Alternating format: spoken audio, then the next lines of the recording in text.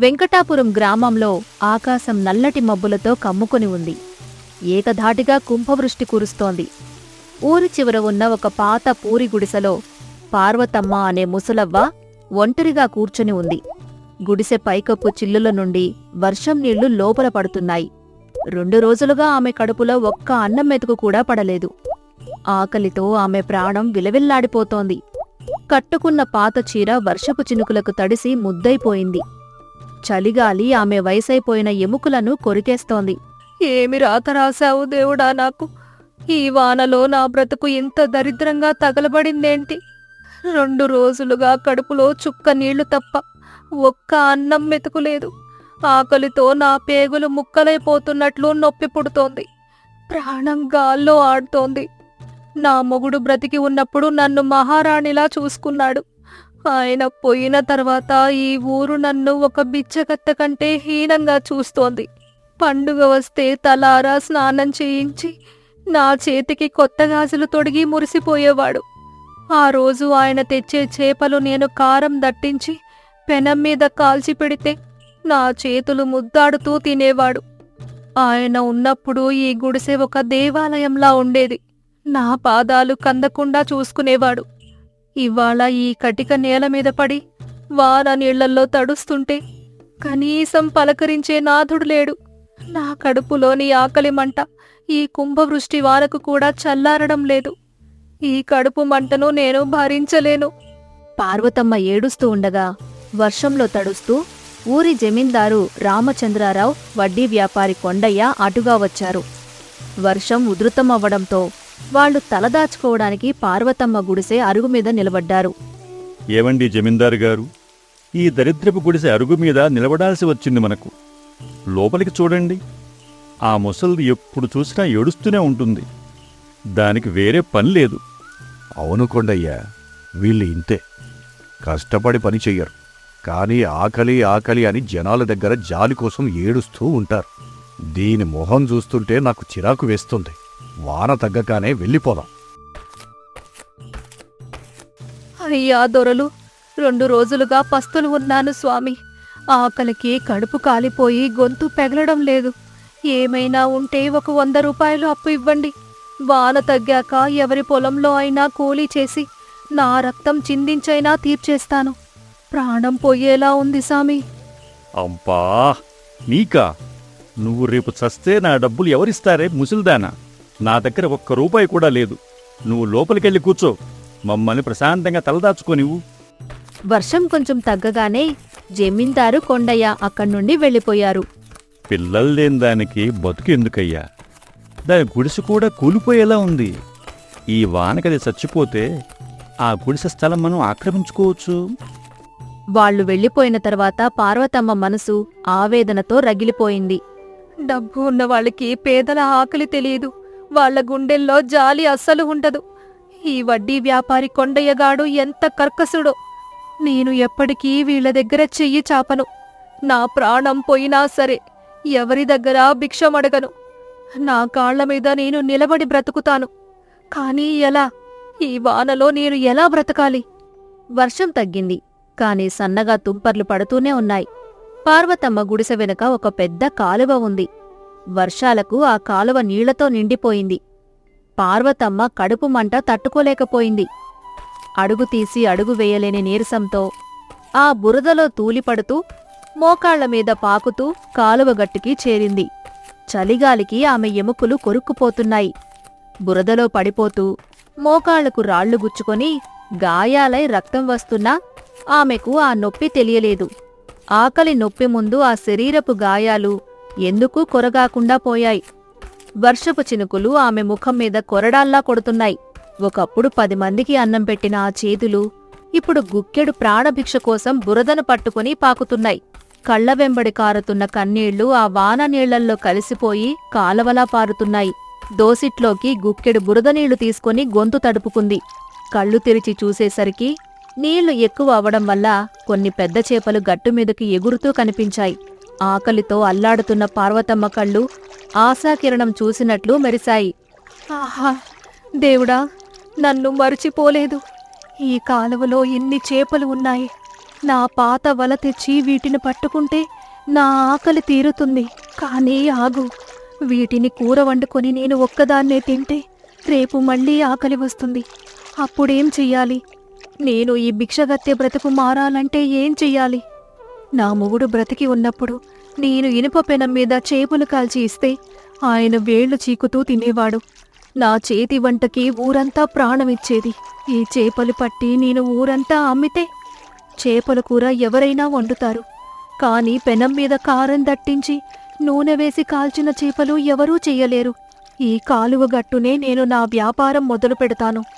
పార్వతమ్మ వెంటనే పడుతూ లేస్తూ లోపలికి వెళ్ళి ఒక పాత సంచితో కాలువగట్టు మీద వలవేసి 1 గంటసేపు కష్టపడి 10 పెద్ద చేపలు పట్టింది. ఆ శ్రమలో ఆమెకు ఆకలి బాధ కూడా గుర్తుకు రాలేదు.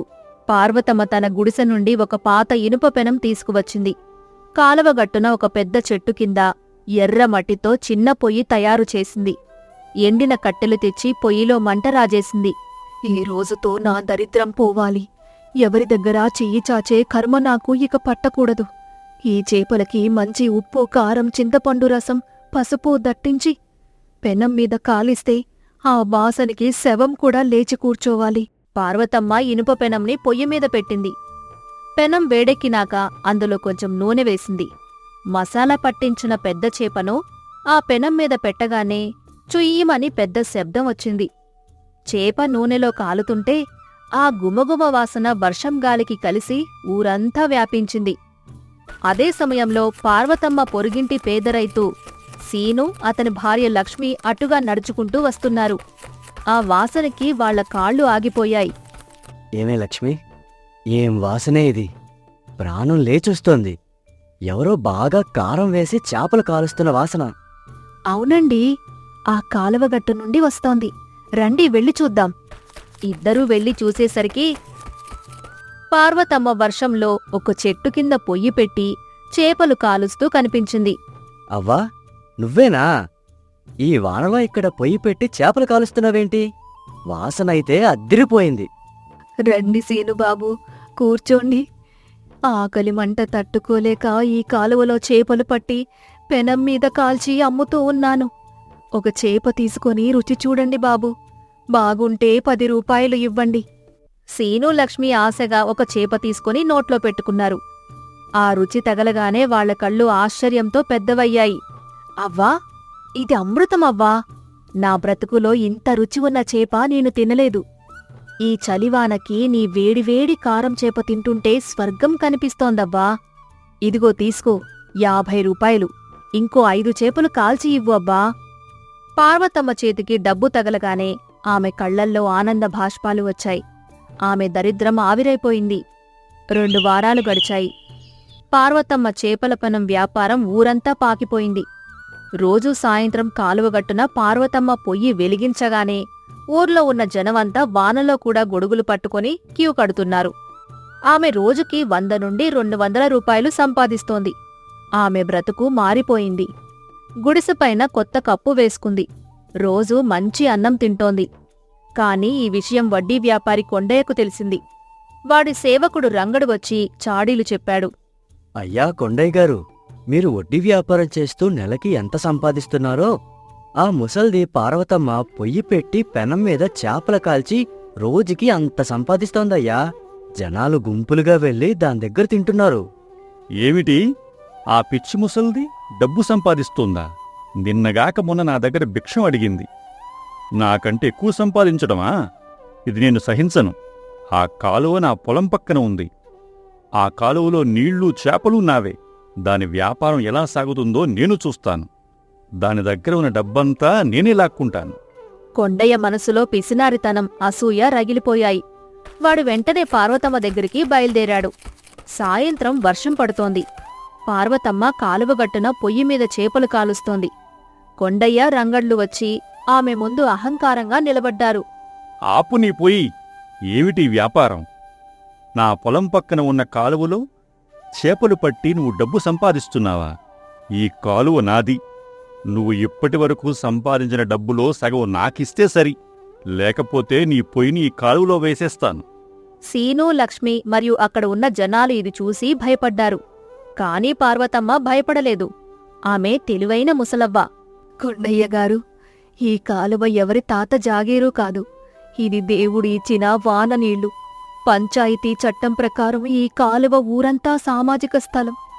నేను నా కష్టకాలితో చేపలు పట్టుకొని నా పొయ్యి మీద నా కారం ఉప్పు తెచ్చి కాల్చి అమ్ముకుంటున్నాను. నువ్వడిగితే ఇవ్వడానికి నేను పిచ్చిదాన్ని కాదు, తెలివైన దాన్ని. నువ్వు ఇంకో మాట మాట్లాడితే జనాలు అంతా కలిసి నిన్ను ఈ కాలువలో తొక్కేస్తారు చూడు. అక్కడున్న జనాలంతా పార్వతమ్మకి తోడుగా నిలబడ్డారు. అవును, అవ్వది తప్పులేదు, కొండయ్యదే దౌర్జన్యమని అరిచారు. కొండయ్యకి భయం వేసింది, కాని పరువు నిలబెట్టుకోవడానికి ఇంకా అరుస్తున్నాడు. అప్పుడే అక్కడికి జమీందారు రామచంద్రరావు గారు తన బండి దిగి వచ్చారు. ఏమిటి ఇక్కడ గొడవ? ఏమి వాసన ఇది? నా గడి లోపలికి కూడా ఈ గుమగుమలాడే వాసన వస్తోంది. నేను లోలాటలెయ్యకుండా ఇక్కడికి వచ్చాను. త్వరగారు చూడండి, ఈ ముసల్ది మన కాలువలో చేపలు పట్టి అమ్ముకుంటూ మనకు ఒక్క రూపాయి కూడా ఇవ్వట్లేదు. జమీందారు పార్వతమ్మ కాలుస్తూ ఉన్న చేప పెనం వైపు చూశాడు. ఆ కారం, ఆ నూనె, ఆ వేడి చేప చూసి ఆయనకి నోట్లో నీళ్లూరాయి. పార్వతమ్మ, ముందు ఆ కాల్చిన చేప ఒకటి నా ఆకులు వెయ్యి, నేను రుచి చూడాలి. పార్వతమ్మ వేడివేడిగా కారం పట్టించిన చేపను జమీందారు ఆకులో వేసింది. ఆయన తిన్నాడు. తిన్నాక ఆయన ముఖంలో ఊహించని ఆనందం వచ్చింది. ఆహా, ఇది భోజనం అంటే! కొండయ్యా, ఈ ముసలవ్వ వేసే కారంలో ఉన్న రుచి నీ వడ్డీ వ్యాపారంలో దొరికే లక్షల రూపాయల్లో కూడా లేదురా. ఈ కాలువ ఊరిది, ఎవరైనా చేపలు పట్టుకోవచ్చు. కష్టపడి బతికే ఎవ్వరూ నువ్వు ఏడిపిస్తే నిన్ను ఊర్లో నుండి తరిమేస్తాను, జాగ్రత్త. కొండయ్య అవమానంతో తలదించుకుని అక్కడ్నుండి పారిపోయాడు. జనాలంతా సంతోషంతో చప్పట్లు కొట్టారు. అవ్వా, నీ తెలివి, నీ కష్టం చాలా గొప్పవి. నువ్వు ఎవరికీ భయపడకు. ఇది తీసుకో, నా తరపున ఒక 100 రూపాయలు. నాకు రోజూ 2 కాల్చిన చేపలు నా గడికి పంపించు. జమీందారు వెళ్ళిపోయాక సీను, లక్ష్మి వచ్చి పార్వతమ్మను హత్తుకున్నారు. దేవుడా, కష్టపడే వాళ్ళని నువ్వు ఎప్పటికీ మర్చిపోలేవు. నా ఒంటరితనం, ఈ ఆకలి బాధ నన్ను శవంలా మారుస్తుంది అనుకున్నాను. నా కన్నీళ్లకు నువ్వు చూపించిన దారి ఇది. నా తెలివి, నా కష్టంతో ఈ పొయ్యి మంట నా జీవితంలో కొత్త వెలుగు తెచ్చింది. ఎవడి దగ్గర భిక్షం అడగకుండా నా కాళ్ల మీద నేను నిలబడ్డాను తండ్రి. నాకు రక్త సంబంధం లేకపోయినా ఈ పాడులోకంలో మీరు నాకు అండగా నిలబడ్డారు. మీ రుణం నేను ఏ జన్మలో తీర్చుకోగలను బిడ్డల్లారా. నేను కన్ను మూసేటప్పుడు నా తలకొరివి మీరే పెట్టాలి అంటూ వాళ్లను గట్టిగా హత్తుకుంది. పార్వతమ్మ ఆ వర్షంలో తన పొయ్యి మీద చేపలు కాలుస్తూ సంతోషంగా తన వ్యాపారం సాగించుకుంది. ఆమె ఆత్మవిశ్వాసం, ధైర్యం ఊరంతటికీ ఆదర్శంగా నిలిచాయి. కష్టం వచ్చినప్పుడు కూర్చొని ఏడిస్తే లోకంలో ఎవరూ సహాయం చెయ్యరు. ఎంతటి విషాదంలో ఉన్నా మన తెలివితేటలను ఉపయోగించి కష్టపడి పనిచేస్తే అదృష్టం దానంతట అదే వస్తుంది. ధైర్యం ఉన్నవాళ్లని ఎవ్వరూ తొక్కలేరు. అది సిరిపురం గ్రామం. ఊరి చివరన ఒక చిన్న మట్టి గుడిసె. ఆ గుడిసెలో జమ్మడు, అతని భార్య లచ్చు నివసిస్తున్నారు. వారికి వేరే బంధువులు ఎవ్వరూ లేరు. వారికున్న ఏకైక సంపద, తోడు నీడ అన్నీ వారి పెరట్లో కట్టేసి ఉన్న గౌరీ అనే ఒక తెల్లటి ఆవు మాత్రమే. ఆ ఆవును వారు ఒక జంతువులా కాకుండా తమ సొంత మనిషిలా చూసుకునేవారు. గౌరీ రోజుకు ఎంతో స్వచ్ఛమైన పాలు ఇచ్చేది. ఆ పాలను లచ్చు చుట్టుపక్కలున్న రామక్క, సీతమ్మ లాంటి పొరుగువారికి తలా ఒక ముంతపోసి మిగిలినవి అమ్ముకొని వచ్చిన డబ్బులతో ఆ దంపతులు తమ జీవనం సాగించేవారు.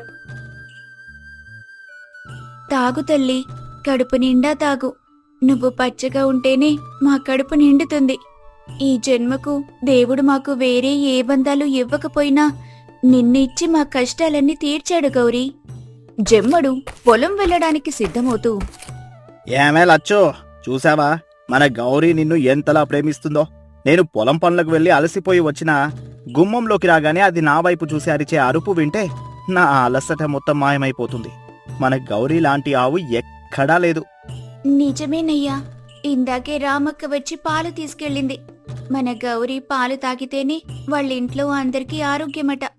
ఆ భగవంతుడు మనల్ని ఎప్పటికీ ఇలానే చల్లగా చూడాలయ్యా.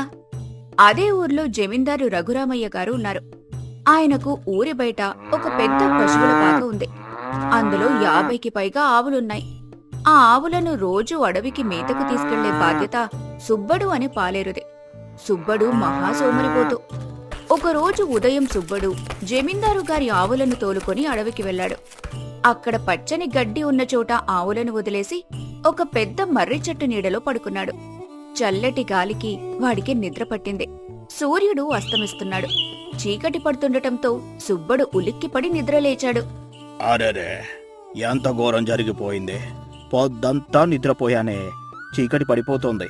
జమీందారు గారు చూస్తే నా చర్మం వలుస్తాడు. గబగబా ఆవులన్నింటినీ ఒక చోట చేర్చి లెక్క పెట్టాడు. 1, 2, 3, 49. ఒక ఆవు తక్కువైంది. అది కూడా జమీందారు గారికి ఎంతో ఇష్టమైన ఒక తెల్లటి ఆవు. అయ్యో దేవుడా, ఆ తెల్లావు ఏమైపోయింది? ఎక్కడైనా పూలెత్తుకుపోయిందా, లేక దారి తప్పిందా? ఇప్పుడు నేను జమీందారు గారికి ఏమని సమాధానం చెప్పాలి? ఆయనకు తెలిస్తే నన్ను చెట్టు కట్టేసి కొడతాడు. సుబ్బడు అడవంతా వెతికాడు. పిచ్చివాడిలా చెట్ల పొదల్లో గాలించాడు. కాని రాత్రి కావటంతో ఆవు ఎక్కడా కనిపించలేదు. గుండెల్లో దడతో ఖాళీగా ఉన్న ఒక ఆవు తాడును పట్టుకుని ఊరివైపు నడిచాడు. రాత్రి 10 గంటల సమయం. ఊరంతా నిద్రపోతుంది. సుబ్బడు జమీందారు గారి ఇంటికి వెళ్లకుండా దారిలో ఆలోచిస్తూ ఊరి చివరికి వచ్చాడు. అప్పుడే వాడికి జమ్మడి గుడిసె ముందు కట్టేసున్న తెల్లటి ఆవు గౌరీ కనిపించింది. చీకట్లో ఆ ఆవు అచ్చం జమీందారు గారి తప్పిపోయిన ఆవులాగే ఉంది. దాంతో అతనికి ఒక దురాలోచన తట్టింది. అరే, ఈ ఆవు వచ్చం మన దొరగారి ఆవులాగే తెల్లగా నిగనిగలాడుతూ ఉందే. వీడెవడో దరిద్రుడు జమ్మడుగాడి గుడిసే ఇది. వీడి దగ్గర ఆవు ఉంటే ఎంత, పోతే ఎంత. అదే జమీందారు గారి ఆవు పోయిందని తెలిస్తే నా ప్రాణాలు గాల్లో కలిసిపోతాయి. ఎలాగైనా ఈ రాత్రికి ఈ ఆవును తీసుకెళ్లి దొరగారి పాకలో కట్టేస్తాను. చీకట్లో ఆయనకసలు అనుమానం రాదు.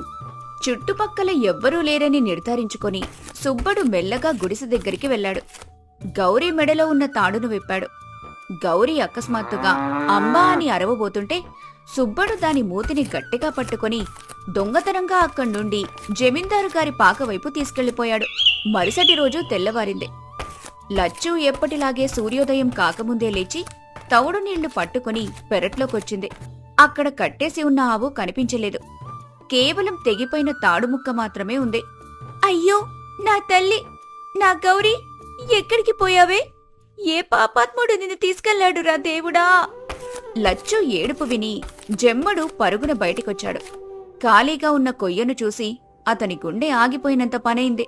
లచ్చు, ఏమైందే మన గౌరికి? రాత్రి నేను స్వయంగా గట్టిగా కట్టేశానే. ఎవరైనా దొంగలెత్తుకుపోయారా? మన ప్రాణాల్ని లాక్కుపోయారా లచ్చు?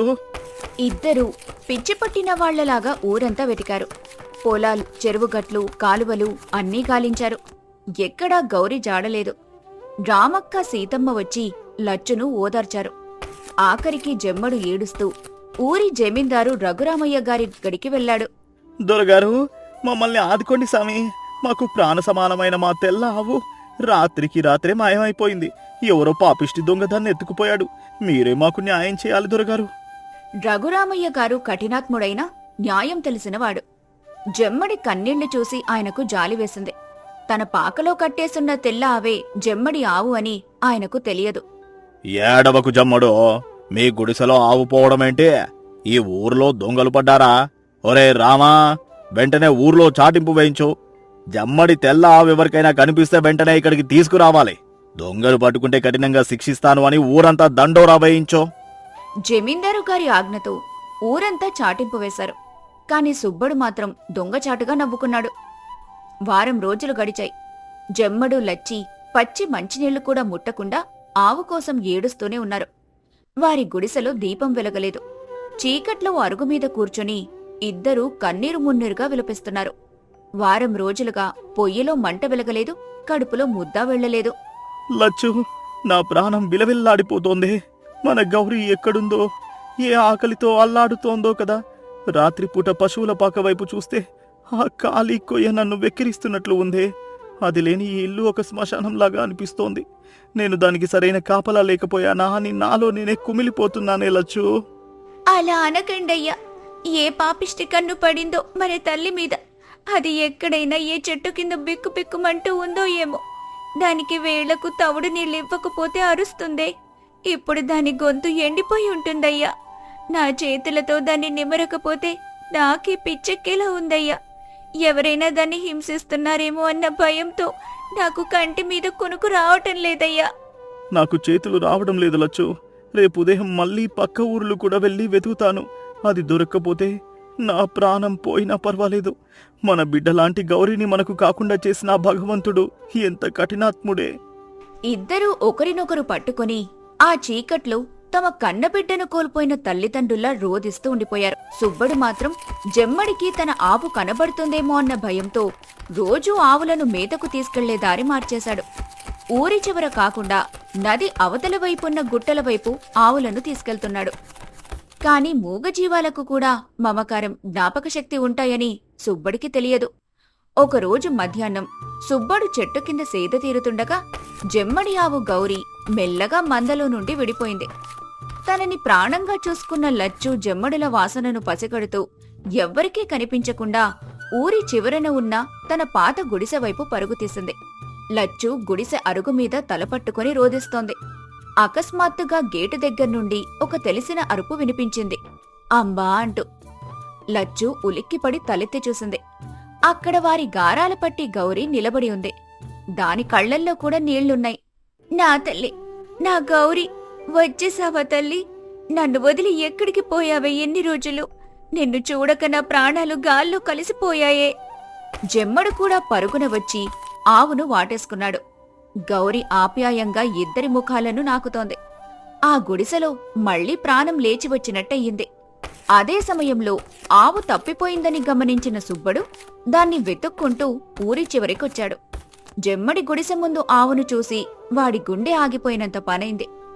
ఈ విషయం దొరగారికి తెలిస్తే తన మోసం బయటపడుతుందని భయపడ్డాడు. వెంటనే ఆవేశంగా గబగబా గుడిసె దగ్గరికి వెళ్లాడు. ఏయ్ జమడా, ఎంత ధైర్యంరా మీకు? దొరగారి ఆవును పట్టుకొచ్చి మీ గుమ్మంలో కట్టేసుకుంటారా? మీ ఆవు పోయిందని చాటింపు వేయించి దొరగారి ఆవునే దొంగలిస్తారా? వదులురా తాడు, వదులు! ఏం మాట్లాడుతున్నావురా సుబ్బడా? ఇది మా గౌరీ, వారం రోజుల క్రితం పోయిన మా ఆవు.